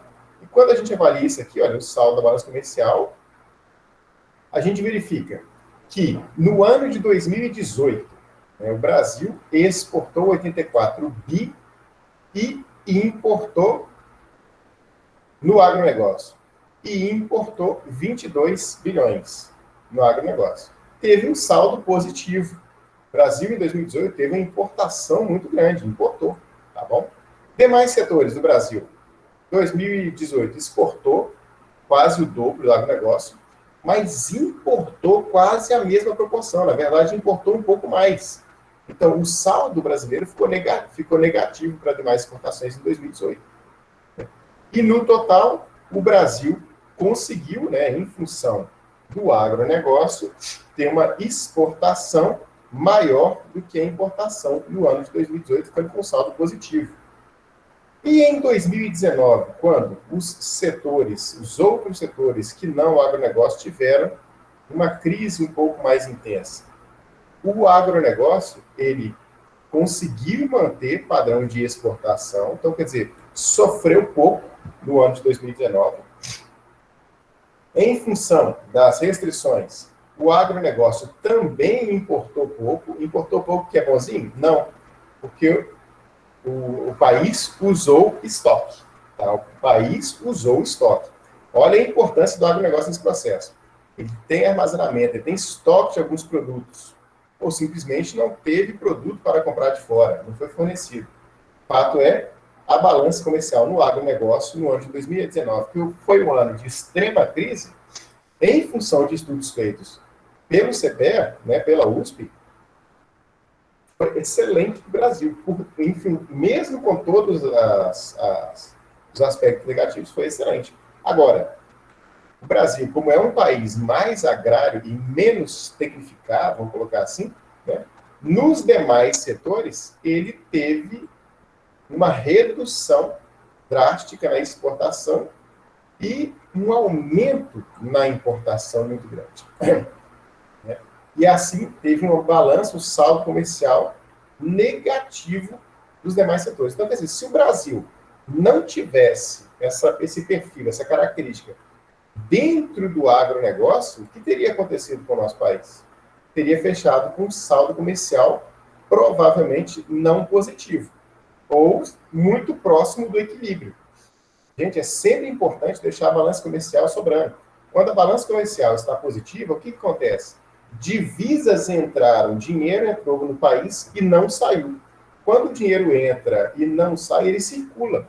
Por mais que muitas vezes ele fique acumulado em fortunas, né, que o Brasil ele também é um país de das diferenças sociais, ele movimenta emprego, né? Ele financia emprego. E assim é importante a gente ver isso. E assim, observe os números dos demais setores da economia brasileira, né, percebendo que houve um déficit nos demais setores. No Brasil, houve um aumento na exportação, na balança comercial do agronegócio. Esse mapinha, ele é um mapa interessante para a gente avaliar. É claro que esse mapa ele é muito simplista, né? E o que a gente tenta observar aqui nesse mapa? A gente observa que o Brasil, os setores dentro do agronegócio brasileiro, ele está muito simplista, está faltando muita coisa aqui. A gente vê que o Brasil ele tem saldo positivo em basicamente todas as suas regiões, pensando em agronegócio, no agronegócio oficial. A gente nem vai falar, nem vai citar um agronegócio que não é oficial aqui, que seria, por exemplo, a exportação clandestina de madeira, que não deve ser citada aqui no Brasil. Mas no norte, por exemplo, o norte tem um produto que está desenvolvendo demais, que é o açaí, né, que deve ser muito mais bem trabalhado, uma vez do fato de ser um produto nativo, que está tendo uma aceitação enorme no mercado fora do país. Então, é um produto que deve ser muito bem trabalhado. O Nordeste, a fruticultura no Nordeste deve ser cada vez mais desenvolvida. No Centro-Oeste, aqui a gente está vendo a cadeia produtiva só de vegetais, não está entrando a cadeia produtiva de proteína animal, né, aqui. Então, no Centro-Oeste, a gente vê a produção de algodão, soja, cana-de-açúcar, milho também. No Sudeste, o Sudeste é um grande produtor de café, grande produtor de hortaliças, né? No Sul, o Brasil trabalhando intensamente a questão do arroz e do trigo, mesmo o Brasil não sendo autossuficiente na produção nem de arroz nem de trigo, o Sul ele consegue lastrear um pouco essa demanda do brasileiro. E aí a gente tem que pensar o seguinte: uma característica e um comentário pessoal aqui que vale a pena a gente fazer observações em cima disso, né? O Brasil é um país de grande extensão territorial e, portanto, diversificando a relação sua com a terra, né? O que a gente observa nisso? É que o Brasil, em função da sua dimensão, o perfil da produção agrícola do Brasil, ele é muito variado. Ele varia nas diferentes regiões. E uma questão extremamente interessante é que é o seguinte: o Brasil consegue ter um perfil variado em commodities. Isso é fantástico, pessoal. Isso é muito bom, né? Produto, e o que seriam as commodities? Commodities são produtos padronizados, não diferenciados, né? Cujo preço normalmente é formado em bolsas de mercadorias ou, enfim, é um produto onde o preço não é governado por quem produz. Normalmente, né, isso seria nicho de mercado, seria assim, perfil de algumas regiões, mas o Brasil, em função da sua dimensão, do seu tamanho, o Brasil ele consegue ser diversificado em commodities. Por isso que a gente fala das cadeias produtivas do Brasil da forma tão interessante, né? O Brasil tem diferentes cadeias produtivas. A gente observa aqui perfil de produção agrícola em diferentes cadeias produtivas com um número de produtores muito grande em cada uma das regiões do país. Em cada uma das regiões do país, a gente tem um número de produtores muito grandes trabalhando em diferentes cadeias produtivas, né? E aí a gente começa a pensar, usando essa nossa conversa de hoje na gestão das cadeias e vendo a competição entre cadeias, como que é importante a especialização de algumas regiões, e mesmo com regiões especializadas, a gente vê que existe uma competição entre cadeias produtivas, mas a gente vê um grande número de produtores trabalhando. Então, o que a gente tem que pensar a respeito disso? Exemplo, né? Vamos pegar uma cadeia imensa e uma cadeia não tão grande assim.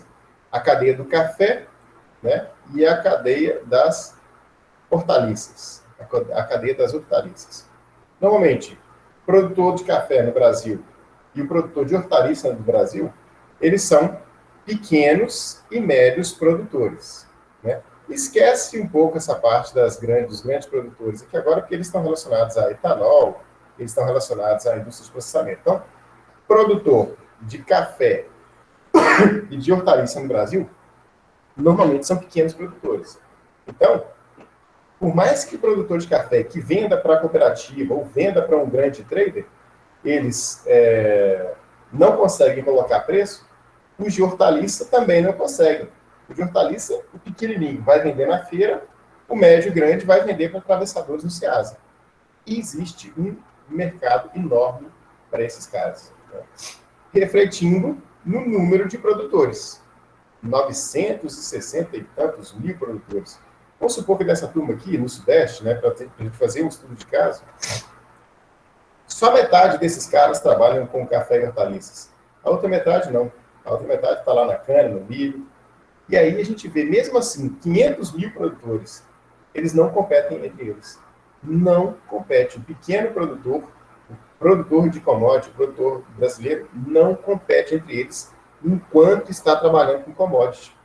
Por isso a gente tem que ter isso em mente e, principalmente, tentar fortalecer cadeias produtivas. Essa fala, chegando nesse momento agora, já indo para o final daqui a pouco, são 9h45 agora, indo para o final, os produtores, por mais que a gente esteja trabalhando com pequenos produtores, eles não competem entre eles quando a gente fala de commodities. Não competem. Então, uma fala que a gente tem que deixar aqui, pensando nas cadeias produtivas, pessoal, a importância de fortalecer dentro do Brasil para que a cadeia produtiva melhore cada vez mais, para que ela evolua cada vez mais, a questão do associativismo e do cooperativismo. E aí a gente migra para o Sul, para fazer um estudo, né, uma reflexão sobre o Sul, né, do país, e avaliar como que a região sul do país cresceu em milho e soja. Vamos nem considerar ainda que arroz e trigo, o milho e soja que é mais comum de dispensar. A região sul do país cresceu em milho e soja, e olha o que está escrito aqui, o perfil desses produtores. Pequenos e médios produtores. Pequenos e médios produtores. Está aqui o número absoluto de produtores que não deixa a gente mentir, que é próximo de Minas, da região sudeste, que trabalha com café e hortaliças. Hortaliças são mais de 70 tipos de hortaliças diferentes sendo produzidas. Aqui a gente está falando de quatro grupos de produção: milho, soja, arroz e trigo. E aí a gente verifica, gente, a importância de trabalhar em cooperativa. E o Sul é uma região que ela serve de modelo quando a gente avalia a importância do associativismo e do cooperativismo. Lembrem de uma coisa, quando a gente pensa em milho e soja, quando a gente pensa em commodities, não existe a possibilidade de você botar preço no seu produto. O preço é definido pelo mercado. Commodity define preço no mercado. Se você, dentro de um lado da cadeia produtiva... Vai manter? Não. Vai descartar. Se você, dentro de um lado da cadeia produtiva... Tá abrindo um quadrinho para a gente aqui, ó. Se, dentro de um lado da cadeia produtiva, né, a gente tem aqui o preço, a gente tem aqui o preço, que você não consegue interferir, né, não existe a possibilidade de aumentar o preço, uma vez que o agronegócio brasileiro, ele basicamente ele é movimentado por commodities, o que você obrigatoriamente deve fazer para que você tenha uma maior lucratividade, para que você melhore a questão da lucratividade? O que você obrigatoriamente deve fazer? Você deve reduzir custo. Né? E como que você reduz custo em commodities? Como que você reduz o custo em commodities? Basicamente, comprando os insumos com melhor qualidade, e claro, tecnificando, etc, etc. Mas um bom fator é reduzir o valor dos insumos, e aumentar a escala.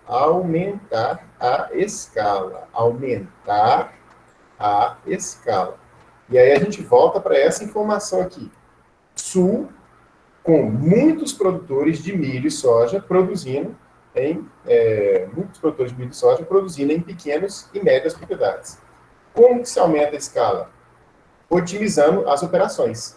E aí vem um exemplo clássico, né? Milho, soja. Como que você otimiza as operações? Usando maiores implementos mais eficientes, plantadeiras de 50 linhas, colheitadeiras enormes, né? E como que você faz isso? Conseguindo adquirir esses equipamentos. E aí, gente, querendo ou não, a cooperação, né, o cooperativismo e a associação faz com que você tenha, né, uma grande capacidade produtora. Por quê? Porque você consegue reduzir o custo dos insumos. Você vai reduzir o custo dos insumos comprando de forma mais eficiente.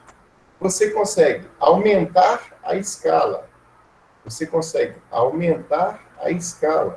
Uma vez que você consegue comprar implementos que são mais eficientes.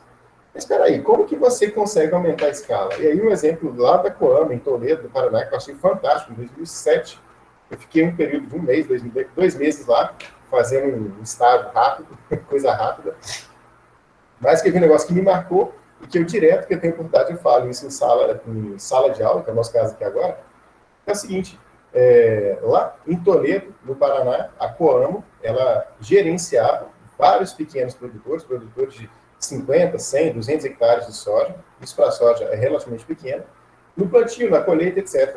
E você sabendo que são regiões pequenas de pequenos produtores, o que a gente imagina nessas regiões?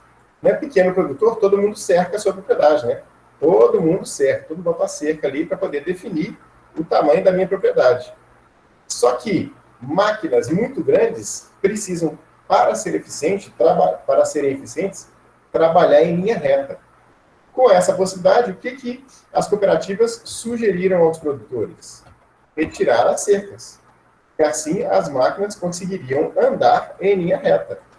Mas espera aí, se você vai retirar a cerca, como que você vai remunerar o produtor? Você vai remunerar o produtor, pessoal, da seguinte forma, pagando pela média da área. Exatamente. E assim você paga o produtor pela média da área que ele está plantando. Tá certo? Pensa nisso. Aí eu tenho 50 hectares e recebo pela média. Você tem 100 hectares e recebe pela média. O outro tem 200 hectares e recebe pela média. E assim todos ganham. Mas todos ganham, sabe que todos ganham mesmo? Quando a gente para pensar, né? E aí vem aquela coisa bem, muitas vezes, egoísta, né? Quando a gente para pensar numa situação um pouco mais egoísta do produtor. O que seria um pensamento um pouco mais egoísta? Não. Peraí, minha área é melhor, produz um pouco mais, produz um pouco melhor. E aí, como é que vai ser feito a remuneração? Bom, como é que eu recebo mais? Eu recebo mais comprando melhor, eu recebo mais usando implementos mais eficientes, eu recebo mais com uma consultoria mais bem feita, né? Eu tenho um grande técnico financiado pela cooperativa fazendo com que a gente produza melhor, e assim a gente vai ver a eficiência da cadeia acontecendo de forma bastante clara. Deixa eu até agora compartilhar uma outra questão aqui importante com vocês, né? Até a gente seguindo um pouco esse material aqui. Shift F5. Aqui. E aí a gente vai ver o Brasil atingindo posições na exportação mundial, né? no âmbito global, o Brasil atingindo essas posições aqui e com alguns comentários que vale a pena a gente fazer. Ó, posição do Brasil na produção e exportação mundial de alguns produtos. Em relação a produtos, né? O açúcar. O Brasil é o primeiro produtor e o maior exportador. O açúcar está aqui, ó, como sendo 48% da exportação mundial oriunda do Brasil. Café, maior produtor, maior exportador, com 25% da produção da exportação mundial. Laranja, Brasil é o maior exportador, mas não é o maior... Desculpa, o Brasil é o maior produtor, mas não é o maior exportador. Vamos lá, galera toda, vamos aqui para o leite também. O Brasil é o 5º produtor mundial, mas também não é o maior exportador. Ué, e aí? Note que na produção tanto de laranja como de leite, o Brasil está entre os 10 primeiros produtores, mas como o consumo interno desses produtos é extremamente elevado, não está entre os 10 primeiros exportadores. Gente, entre os 10 primeiros. Mas o Brasil é referência em exportação, por exemplo, em suco de laranja concentrado? Sim. Tá? Por isso que ele não aparece aqui. Mas o quê? Muito da laranja produzida no Brasil é consumida internamente e pronto, não tem problema nenhum nisso. Se está produzindo e está consumindo, mesmo sendo uma commodity, está sendo economicamente viável, deixa o mercado interno. Afinal de contas, você também precisamos de nos alimentar. Observando, né? No mercado da soja, é o 2º produtor. Na verdade, o Brasil sempre oscila, Brasil, Estados Unidos em soja. Então, há um revezamento como produção. E o Brasil hoje está como um grande exportador, primeiro exportador de soja também, 42% da exportação e com tendências fortes de aumentar a soja para a China. Carne bovina, 2º produtor, 3º exportador. Carne de frango, 2º produtor, 1º exportador, 35% do frango. Carne suína, 4º e 4º, com 9%. Milho, 3º produtor, maior exportador. E algodão, como quinto produtor e quarto exportador de algodão no Brasil. Não, desculpa, no mundo, né? E aí, os principais setores, e aí a gente pensa, né, na cadeia produtiva, né, como sendo grandes setores que estão sendo beneficiados. A gente tem que pensar nos fornecedores? Sim, a gente tem como fornecedores a indústria de semente, calcário, rações, né, defensivos, produtos veterinários, combustível, trator, colheitadeira, implementos, máquinas. Na produção, olha só como é que essa cadeia do agronegócio movimenta. Né? Na produção agrícola, lavouras permanentes, lavouras temporárias, hortaliças, silvicultura, floricultura, extração vegetal. Só um parênteses, a silvicultura brasileira, ela é a mais eficiente do mundo. Ela é a mais eficiente do mundo. Não tem no mundo, Brasil, país, que produz celulose como o Brasil. A gente pode pensar no Canadá. Gente, aqui no Brasil, a gente demora de 5 a 7 anos para poder produzir celulose. No campo, né, para produzir, fazer com que uma tora de eucalipto chegue no momento ideal para a colheita. No Canadá, que é um grande produtor também, isso demora 15 anos. Qual que é a grande diferença do Brasil para o Canadá? Inverno. Lá tem inverno rigoroso, aqui não tem.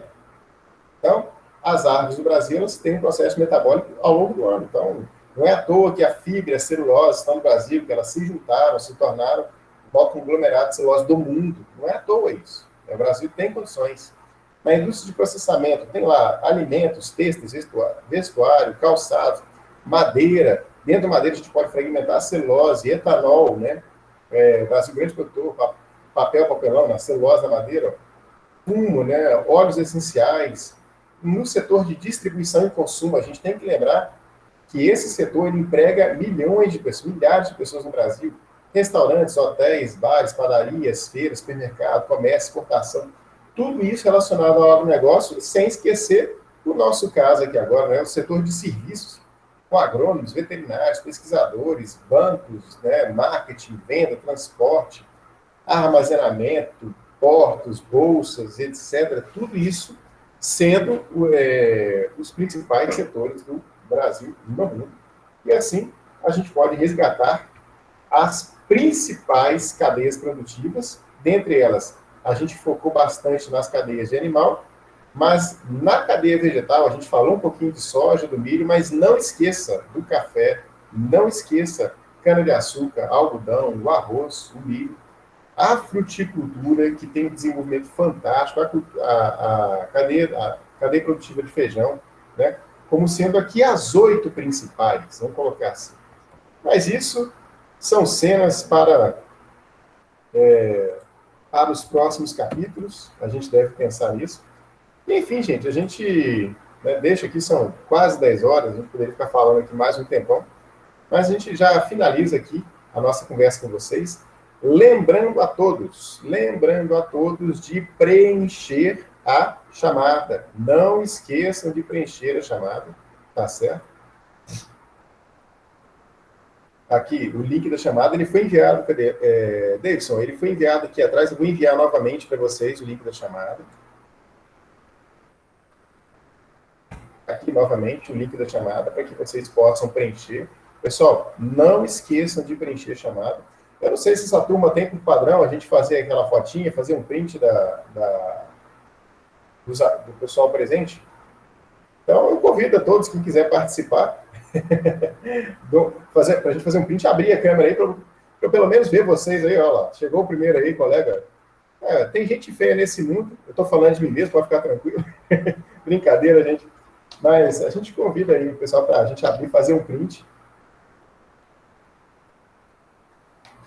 E finalizar a nossa atividade. Vocês vão ter aula agora? Vai ter uma sequência de aulas aí, pessoal? Vai, né? Então tá, vamos dar aquele tempinho agora para vocês fazerem um tempo aí, né?